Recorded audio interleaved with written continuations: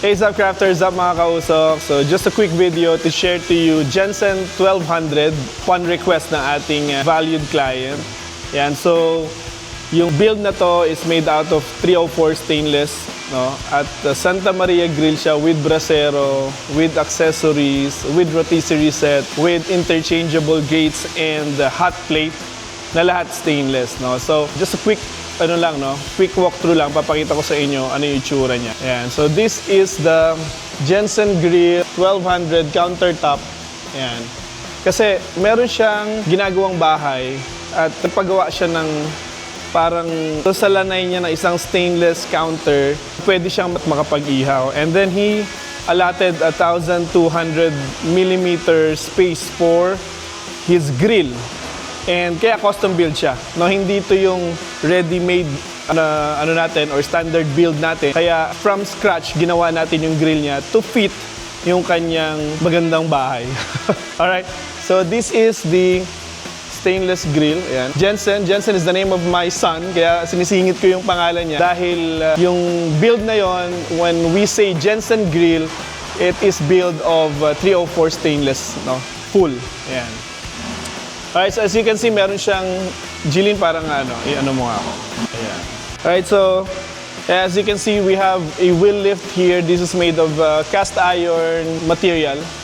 And meron siyang handle. And then, of course, meron siyang lock, no? Lever lock. Pagka inikot mo siya, i-stop siya kung anong height yung gusto mo. Ayan.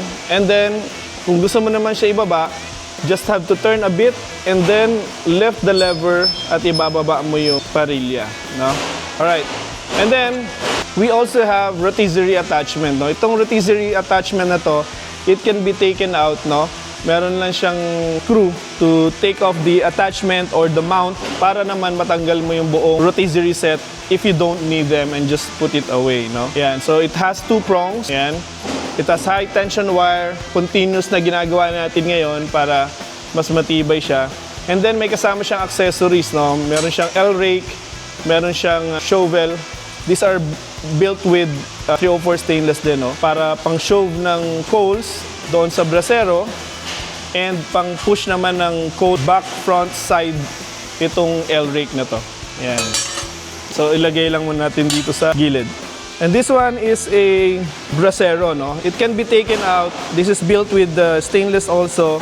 Ito magbaburn ng wood. Pero if you don't need it, you can just take it away. And then use this as your live fire, where you can build fire and then use cast iron pans or any live cooking equipment to cook, no? Pero this should be placed here. Yan. And then of course, itong door na to, may lock. Ayan, no? Dalawa siyang lock. So if you need to open it, you have to press this button. Yan.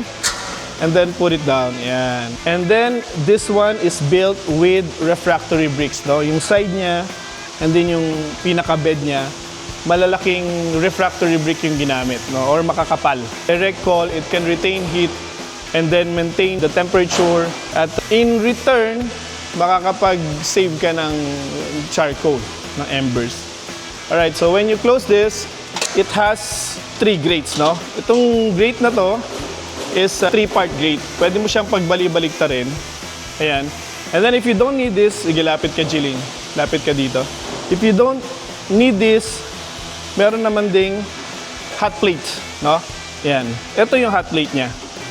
So this is built with stainless steel din. Ayan, so pwedeng mag-sear or magluto ng vegetables, put some oil, and then hot plate siya. So makapal yung ginamit dito.